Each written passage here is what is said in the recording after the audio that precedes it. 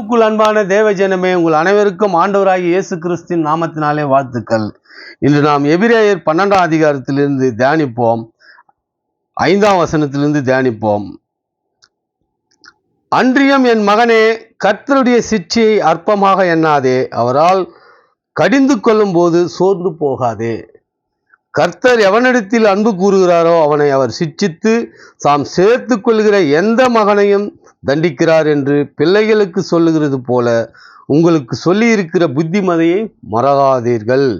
நீங்கள் சிட்சையை சகித்தவர்களானால் தேவன் உங்களை புத்திராக எண்ணி நடத்துகிறார். தகப்பன் சிட்சியதை புத்திரன் உண்டோ, சிட்சியாத புத்திரன் உண்டோ அப்படின்னு சிட்சையை குறித்து சொல்றார் ஆண்டவர். இப்போ நம்ம இடத்துல இது எது குறித்து பேசுகிறார் ஆண்டவர்னா, சகிப்புத்தன்மை குறித்து பேசுகிறார். ஏன்னா நம்ம ஏதாவது பிள்ளைங்களுக்கோ வீட்டில் சண்டை அடிக்கடி எல்லா குடும்பங்கள்லையும் எல்லா பிள்ளைகளுக்கும் கணவன் மனைவிக்கு சண்டை வருது. காரணம் என்னென்னா சகிப்புத்தன்மை. அந்த சிட்சி தான், சகிக்கிற தன்மை நம்மக்கிட்ட இல்லாமல் போயிடுச்சு. இப்போது அந்த சகிப்புத்தன்மை இல்லாதனால இன்றைக்கி உலகத்தில் அநேக குடும்பங்கள், எவ்வளவு பெரிய வசதி படித்தவராகட்டும், கல்வி கற்றவராகட்டும், பிரிந்திருக்கிறதையும் பேசாமல் இருக்கிறதையும் நாம் பார்க்குறோம் இல்லையா? அன்பு தனிஞ்சு போச்சு. இப்போது ஆண்டவருடைய கிருபை மக்கள் மத்தியில் மனதுகளில் இல்லை. இது உலக மக்கள் கூட செய்யக்கூடாது, மற்ற மக்களும் செய்யக்கூடாது. ஆனாலும் ஆண்டவர் அறிஞ்ச ஆண்டவர் அறிஞ்ச கிறிஸ்துவனுடைய பிள்ளைகளுக்குள்ளேயே இந்த சகிப்புத்தன்மை இல்லாமல் போயிடுச்சு. ஏன்னா கொஞ்சம் கடுமையான வார்த்தை 4 வார்த்தை பேசினோம்னா கோச்சிக்கிறாங்க. பிள்ளையாக இருந்தாலும் கோச்சிக்கிறாங்க, மனைவியாக இருந்தாலும் கோச்சிக்கிறாங்க, இல்லை மனைவி பேசினா கணவனும் கோச்சிக்கிறாரு. எப்படி எல்லாமே மக்கள் மத்தியிலும் இன்னைக்கு அந்த சகிப்புத்தன்மை இல்லாமல் போயிடுச்சு. அதுதான் என்ன சொல்றாரு, அன்றியும் என் மகனே, கர்த்தருடைய சிட்சையை அற்பமாக எண்ணாதே, அவரால் கடிந்து கொள்ளும் போது சோர்ந்து போகாதே. இப்போ ஆண்டவர் நம்மளை சிட்சிக்கும் போது, நம்மளை கடிந்து கொள்ளும் போது, வசனங்களை படிக்கும் போது அதில் நமக்கு தெரியும். அப்போது இந்த தவறு செய்யாதன்னு கடிந்து கொள்ளக்கூடிய வசனங்களை நாம் படிக்கும்போது சில பேர் விட்டு விலகி அமைதியாக விட்டுருவாங்க, வசனம் கூட படிக்காமல் விடும். நாம் அதெல்லாம் பார்க்குறோம் இல்லையா? இப்போ அதை சகிச்சியாக தான் மனுஷன் நம்ம குடும்பத்தில், மற்ற வெளியில், நம்ம வேலை செய்கிற இடத்துல நடக்கிற சம்பவங்களை நம்மளால் சகித்து கொள்ள முடியும். ஏன்னா சகிப்புத்தன்மை ரொம்ப முக்கியம். இன்னைக்கு சகிப்புத்தன்மை இல்லாதனால தான் பல நாடுகள் இன்னைக்கு போருக்கு தயாராகி பல ஆயிரக்கணக்கான மக்கள் இன்னைக்கு இறக்குறத நாம் பார்க்குறோம். போர்களும் யுத்தங்களும் பூமி அதிர்ச்சிகளும் எல்லாமே கடைசி காலத்தில் வரும்னு ஆண்டவர் சொல்லியிருக்கிறாரு இல்லையா? அது நடக்குது. ஆனாலும் சகிப்புத்தன்மை என்பது மனிதனுக்கு வேண்டும்னு சொல்கிறார் ஆண்டவர். இது நம்ம குடும்பத்துக்குள்ளேயே சகிப்புத்தன்மை இல்லாத இன்னைக்கு எவ்வளோ குடும்பங்கள் வருத்தத்திலையும் துன்பத்திலையும் துயரத்திலையும், பிள்ளைகள் ஒரு பக்கம், மனைவிகள் ஒரு பக்கம், கணவர் ஒரு பக்கம் பிரிஞ்சு இருக்கிற தாய் தகப்பனை எல்லாம் வயதான காலத்தில் கூட அவர்களை அரவணைச்சு அவர்களோட சகித்து வாழ முடியாமல் இன்னைக்கு எவ்வளோ குடும்பங்கள் பிரிஞ்சு இருக்கிறத நாம் பார்க்குறோம். அதனால சகிப்புத்தன்மை நமக்கு ரொம்ப அவசியம். அதுக்கு தான் என்ன சொல்ற, கர்த்தர் எவனிடத்தில் அன்பு கூறுகிறாரோ அவனை அவர் சிட்சித்தும் தாம் சேர்த்து கொள்கிற எந்த மகனையும் தண்டிக்கிறார். ஆண்டவர் நம்மளை சிட்சிக்கிறார், தண்டிக்கிறார்னா எதுக்குன்னா நம்மளுடைய நன்மைக்காக அப்படின்றத நாம் புரிஞ்சுக்கணும். என்று பிள்ளைகளுக்கு சொல்லுகிறது போல உங்களுக்கு சொல்லுகிற புத்திமதியை மறவாதீர்கள். இது பெரியவங்களுக்கு, ஊழியம் செய்கிறவங்களுக்கு கூட இன்றைக்கி சகிப்புத்தன்மை இல்லை. இன்றைக்கி நிறைய இடத்துல பார்த்திங்கன்னா சர்ச்சுகளில் சண்டை. ஏன்னா உலகத்து மக்கள் செய்ய வேண்டிய வேலையெல்லாம் இன்றைக்கி சர்ச்சில் சண்டையெல்லாம் போட்டுக்கிறாங்க. அதனால் அந்த சகிப்புத்தன்மையை மக்கள், பெரியவர்களோ ஊழியக்காரர்களோ நாமும் எல்லாருமே ஆண்டவருடைய சிட்சையை நாம் ஏற்றுக்கொள்வோம். அதன்படி இருந்தோம்னா தான் நாம் ஆண்டவர் அந்த சகிப்புத்தன்மை கொடுப்பார் இல்லையா? ஆண்டவர் சிட்சிக்குதே நம்மளால் ஏற்றுக்கொள்ள முடியல, மனிதர் சிட்சிக்குது நாம் எங்கே ஏற்றுக்கொள்ள போகிறோம் இல்லையா? அதனால் ஆண்டவருடைய சிட்சையை நாம் ஏற்றுக்கொள்ளணும். நீங்கள் சிட்சையை சகிக்கிறவர்களாக இருந்தால் தேவன் உங்களை புத்திரராக எண்ணி நடத்துகிறார். இப்போது ஆண்டவருடைய சிட்சைன்னா கஷ்டம், இந்த மாதிரி எச்சரிக்கிறது, துன்பங்கள், இதெல்லாம் நாம் சகிச்சோம்னா நாம் என்னவா இருப்போம்? ஆண்டவருடைய புத்திரர்னா பிள்ளைகளாக எண்ணி நடத்துகிறார். இப்போ ஆண்டவருடைய பிள்ளையாக இருந்தால் நம்மளை எப்படி நடத்துவார்?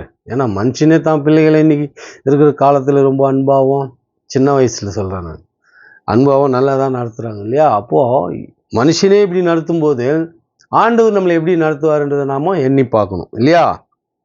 தகப்பன் சிட்சியாத புத்திரன் உண்டோ? தகப்பன் திட்டாத பிள்ளைகள் இந்த பூமியில் இருக்கா?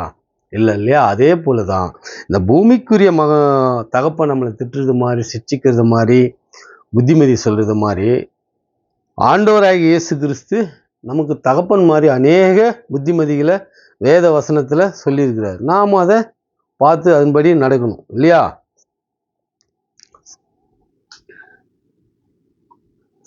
அதனால நாம் அது போல நடக்கிறதுனால நமக்கு ஆண்டவர் நன்மையை செய்வார். சோதனையை சகிக்கிற மனுஷன் பாக்கியவான், அவன் உத்தமென்று விளங்கின பின்பு கர்த்தர் தம்மிடத்தில் அன்பு கூறுவர்களுக்கு வாக்குதத்தம் பண்ணின ஜீவ கிரீடத்தை பெறுவான்.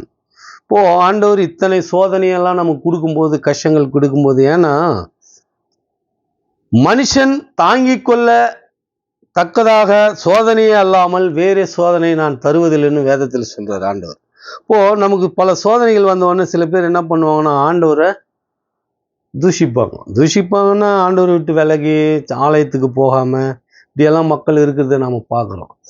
அதனால சோதனை சகிக்கணும், வேற வழி இல்லை. சோதனை சகிக்கிற மனுஷன் பாக்கியவான், அவன் உத்தமன் என்று விளங்கின பின்பு கர்த்தர் தம்மிடத்தில் அன்பு கூறுவர்களுக்கு வாக்குதத்தம் பண்ணின ஜீவ கிரீடத்தை பெறுவான்.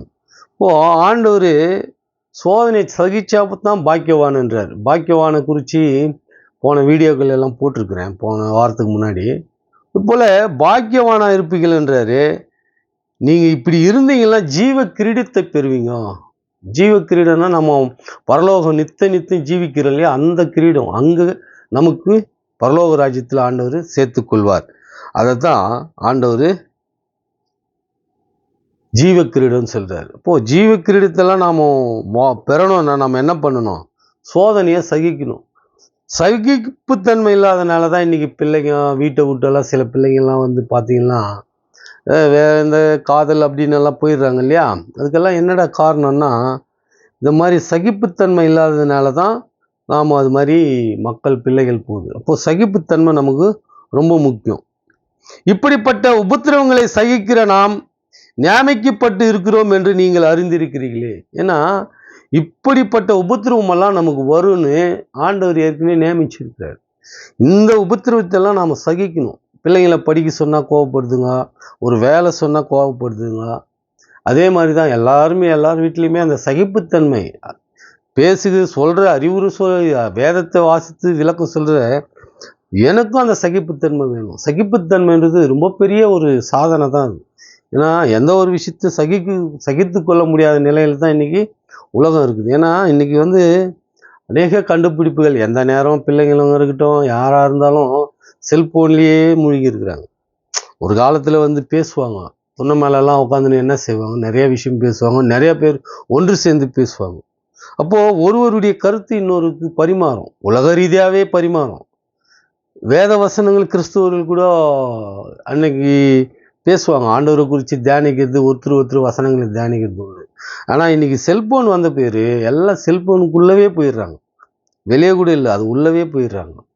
அதனால அந்த நம்ம அதை கேட்கும்போது என்ன ஆகும்னா கோபப்படுறாங்க. அத்தகைய உலக பிரகாரமான இந்த விஷயங்கள் எல்லாம் விட்டுட்டு குடும்பத்துக்கு ஏற்றது, ஆண்டவருக்கு ஏற்ற வசனங்களை தியானித்து அதன்படி நாம ஓரளவுக்காவது சகிப்புத்தன்மையோடு நடந்துக்கணும்னா நாம் ஆண்டவருடைய ஜீவ கிரீடத்தை பெறுவோன்னு ஆண்டவர் சொல்றார். அதனால ஆண்டவருடைய ஜீவ கிரீடத்தை நாம் பெறணும்னா பிள்ளைகளும், மனைவி, நம்ம சுற்றத்தார், உறவினர்கள் எல்லோரும் சகிப்புத்தன்மையோடு அன்போடு நாம் இருக்கணும்னா சகிப்புத்தன்மை ரொம்ப முக்கியம். இந்த சகிப்புத்தன்மை இல்லாததுனால இன்னைக்கு உலகத்தில் அநேக பெண்கள், ஆண்கள் திருமண முறிவு, திருமணமாக இப்போ ஒரு பெண்ணு போன மாதத்தில் பார்த்தீங்கன்னா உலகத்துக்குரிய பிள்ளைகளாக இருந்தாலும் அவங்க அந்த பெண்ணுக்கு பார்த்தீங்கன்னா மிகப்பெரிய செல்வம் கொடுத்துருக்குறாங்க, கட்டி கொடுத்துருக்காங்க. ஆனால் அந்த பெண் தற்கொலை பண்ணின்னு அளவுக்கு தூண்டி இருக்கிறாங்க அவங்க வீட்டிலன்னு நாம் செய்திகளில் பார்க்குறோம் இல்லையா. நாம் நேரில் போய் பார்க்கல, செய்திகளை நம்ம படிக்கிறதுனால கேட்கறதுனால இது ஒரு சின்ன அறிவுறுத்தலாக கிறிஸ்துவ பிள்ளைகள் அந்த விஷயத்தில் தெளிவாக இருக்கணும். இப்போ அந்த அம்மா வீட்டில் உள்ளதை விட்டு நேரடியாக தாய் வீட்டுக்கு போயிட்டு இருந்தாலும் அந்த அம்மா உயிர் காப்பாற்றப்பட்டிருக்கும். இல்லை அந்த அம்மா கிட்ட சகிப்புத்தன்மை இருந்திருந்தாக்கா எத்தகைய செயலை செஞ்சிருக்க மாட்டாங்க. சரி, கொடுமைகள் பல இருந்தாலும் சகிச்சுனே இருக்க முடியாது. ஆனாலும் தாய் தகப்பு இடத்துல போயிட்டு இருக்கணும். பாதி வழியிலேயே அந்த அம்மா அத்தகைய முடிவு எடுத்திருக்கிறாங்க. அப்போ மனமுறிவு, கஷ்டங்கள் இதெல்லாம் சகிப்புத்தன்மை இருக்கணும். எல்லாருக்குமே இருக்கணும். ஒரு தரப்புக்கு மாத்திரம் இல்ல. எல்லா தரப்பு மக்களுக்கும், எல்லாருக்கும் அந்த சகிப்புத்தன்மை இருந்தா, இத்தகைய தீய செயலெல்லாம் இந்த பூமியில வளர்ந்திருக்காது. ஏன்னா, மரணமும் ஜீவனும் கர்த்தரிடத்தில் இருக்குதுன்னு சொன்னாலும், தற்கொலையை ஆண்டவர் விரும்புறதில்ல. எவன் ஒருவன் தற்கொலை பண்ணிக்கிறானோ, அவன் என்னிடத்தில் வரமாட்டான்றார். அதனால தற்கொலை கொலையோ, தற்கொலையோ இதெல்லாம் பார்த்தீங்கன்னா, சகிப்புத்தன்மை இல்லாதனால தான் இன்னைக்கு அநேக குற்றங்கள் பூமியில நடந்து கொண்டிருக்கு. அதனால இத்தகைய குற்றங்களுக்கெல்லாம் ஆட்படாமல் இருக்கணும்னா, பிள்ளைகள் ஆலயத்தில் வரும்போதே, ஆலயத்திலேயே உள்ள உட்கார்றதுலயே அந்த சகிப்புத்தன்மை கூட இல்லை சில பிள்ளைகளுக்கு. போயிட்டு தள்ளி உட்கார்றாங்க இல்லையா? அப்பவும் ஆண்டவருடைய வேத வசனங்களை அங்கே படிக்கும்போது, விளக்கி சொல்லும்போது, பிரசங்கிக்கும்போது, இவர்கள் வேறொரு கதையெல்லாம் பேசுகிற பிள்ளைகள்லாம் நிறைய பேர் இருக்காங்க. ஸோ அதெல்லாம் இல்லாமல் ஆலயத்துக்கு போனோம்னா ஆண்டவருடைய பிரசங்கங்களை உன்னிப்பாக கவனிச்சோம்னா தான் இத்தகைய சகிப்புத்தன்மையெல்லாம் நமக்கு கிடைக்கும் என்று கூறிக்கொண்டு இத்துடன் இந்த பதிவை முடித்துக் கொள்கிறேன். ஆண்டவராகிய இயேசு கிறிஸ்துக்கு துதி கன மகிமை என்றென்றும் இருப்பதாக. ஆமென்.